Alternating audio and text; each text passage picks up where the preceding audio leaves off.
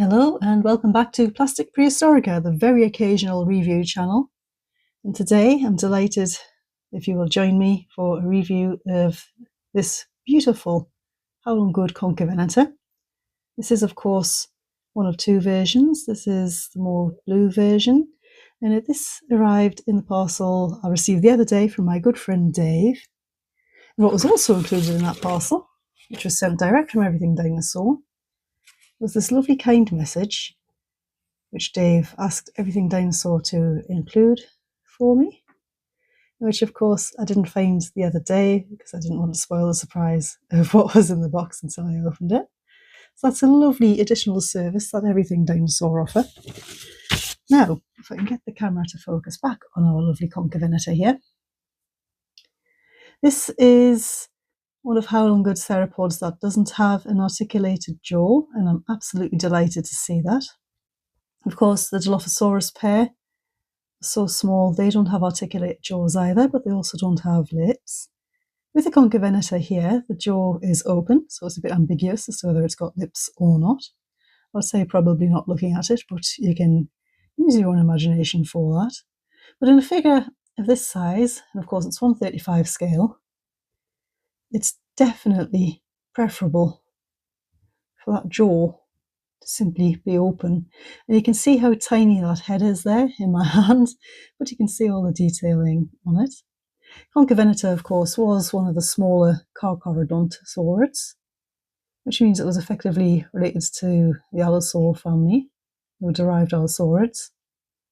And that heritage is fairly visible, although they don't have the large thumb claw that the Allosaur family did. As Carcharodontosaurids go, it is quite a dainty one, and I'll have some comparisons for you a little bit later. Let's just have a look at the detailing on this figure while we're here. So having the jaw open means you don't get any ruination of the beautiful sculptural detail. You can see they've gone for all black for the eye, but it's a gloss black, so it really pops and stands out. The teeth are all individually sculpted. They're very tiny, so there's a little bit of mispaint here. It really doesn't detract from the figure at all.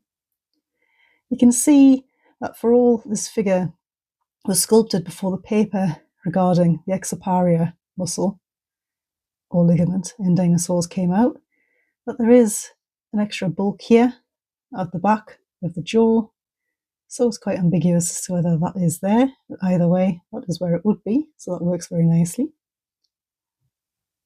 Looking at the detailing inside the jaw here, you can see there are different colour variations on the inside of the mouth, and also these lovely choanae sculpted into the roof of the mouth, and a lot of detailing down the throat, and also detailing on the tongue. There's a lot of skin impressions known for Concavenator, and it is very well known from skeletal remains, and this is very accurate in terms of proportions to those skeletal remains. It's a very, very nice sculpt.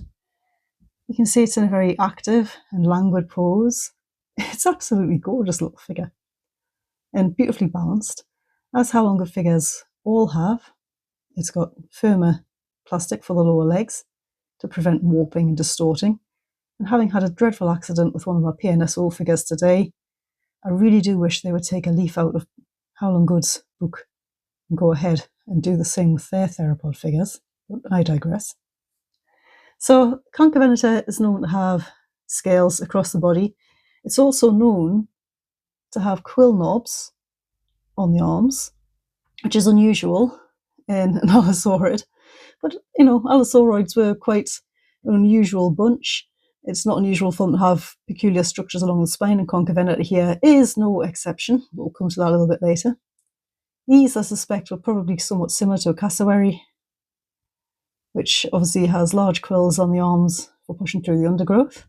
They were probably for display in Concavenator. In terms of the skin detailing, there's some speculative, larger ornamental scales along the spine and on the back, the upper parts.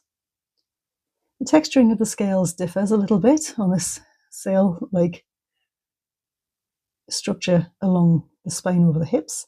This is in the correct place, and as you can see, the scale texture is a little different here to make it more ornamental.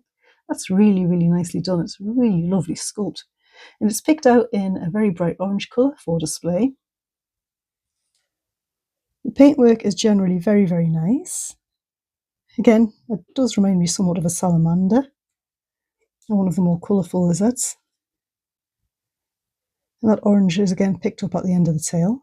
It carries on nicely across the body of the sculpt. All this lovely striping in black, and the blending between the peachy undertones of the body and the more grey-blue, or sort of greeny-blue, tones of the upper body is very nicely done. It looks beautiful from both sides, as you can see. The sculpt itself, there's been a lot of attention paid to the likes of the thickness of the muscle in the neck. And quite often you see with theropod figures is they've got a very thin neck. It tapers a little bit too harshly into the body, but not in this case at all. The scales on the feet are known and replicated correctly here. The underside of the belly is quite lizard-like. I can't really see it as it's obscured by the legal information on the bottom, but sort of dips a little. The shape of the underside of the belly, you can maybe see it there. There is, of course, a cloacal vent present. And all the musculature is very, very fine. The skin detailing is extremely realistic to give a true sense of movement. It's a really, really nicely done figure. And I'm delighted that they also haven't articulated the jaw of the Majungasaurus, and I'm looking forward to reviewing that one. I'm just going to compare it to a couple of Haolonggood's other theropods. So here we have the absolutely gorgeous Australovenator, and hopefully that'll stand up because that's not particularly even surface, but there we go. And on the other side, another theropod with an articulated jaw. We'll have the absolutely stunning Baryonyx, but the Baryonyx is unfortunately a perfect example of why the articulated jaws can be highly problematic. As you can see, there is a huge gap here. The rosette of teeth fits together beautifully on this. But when you take it in hand and examine it, you see that all this gorgeous, exquisite detail all the way along the body and along the head really is spoiled somewhat by a rather unfortunate execution of the articulated jaw. It really does detract from the realism of the figure, because without that, this probably would have been the best Baryonyx available. So I'm really glad that Haolonggood haven't gone ahead and articulated the jaw on our little Concavenator here. And it really is one of the nicest Concavenator figures available. So the issue with the jaw articulation is something that is unfortunately going to affect Haolonggood's beautiful upcoming Tyrannosaurus Rex, and it's a real shame that that's going to be the case. However, that's by the by. It's obviously not something that affects our gorgeous Concavenator here.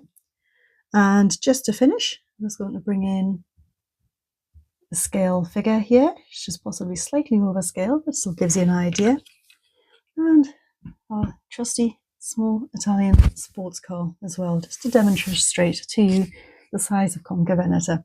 And I hope you have thoroughly enjoyed having a look at this beautiful little figure with me, and I look forward to seeing you in the next review.